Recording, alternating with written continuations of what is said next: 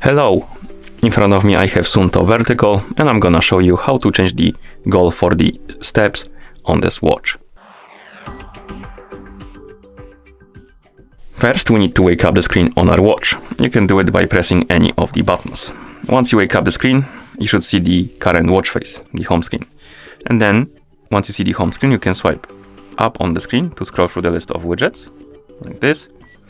Find the widget called Steps and Calories, and once you find it, tap on it. Here, scroll all the way down, and at the bottom, you should see Settings, and here, you should see the Steps target.